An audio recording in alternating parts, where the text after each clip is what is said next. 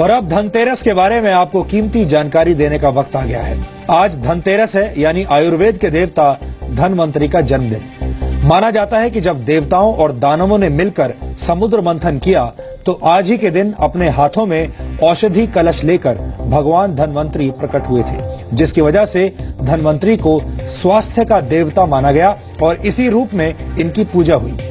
लेकिन वक्त के साथ साथ हम भगवान धनवंतरी के तांबे के कलश को भूल गए और स्वास्थ्य के देवता धनवंतरी के जन्मदिन यानी धनतेरस को हमने धन संपदा का त्योहार बना दिया।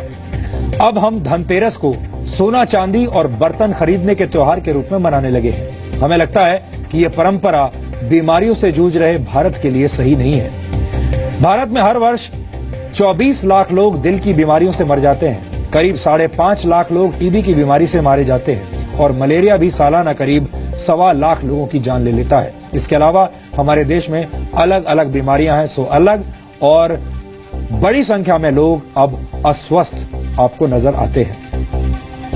ये आंकड़े देखकर एक बार को ऐसा लगता है कि शायद धनतेरस के सही अर्थ को न समझने के कारण भगवान धनवंतरी ने भारत को बीमार बने रहने का शाप दिया हुआ है। स्वास्थ्य के देवता धनवंतरी के जन्मदिन को भी हमने रुपए पैसे से जोड़ दिया है।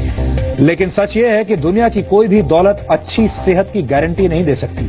हमने भगवान धनवंतरी के कलश पर तो ध्यान दिया, लेकिन उस कलश के अंदर की औषधि और स्वस्थ जीवन के संदेश को महत्व नहीं दिया। यानी उस कलश में जो अमृत था, उस अमृत की तरफ ध्यान नहीं गया हमारा, सिर्फ कलश की तरफ गया। हमें लगता है कि आपको धनतेरस को उसके सही अर्थ में मनाना चाहिए और खाली कलश को प्राथमिकता देने की बजाय स्वस्थ जीवन के संदेश को प्राथमिकता देनी चाहिए और आपको हैप्पी धनतेरस की जगह हेल्दी धनतेरस मनाना चाहिए। हमें उम्मीद है कि अब आपको धनतेरस का असली मतलब और महत्व समझ में आ गया होगा।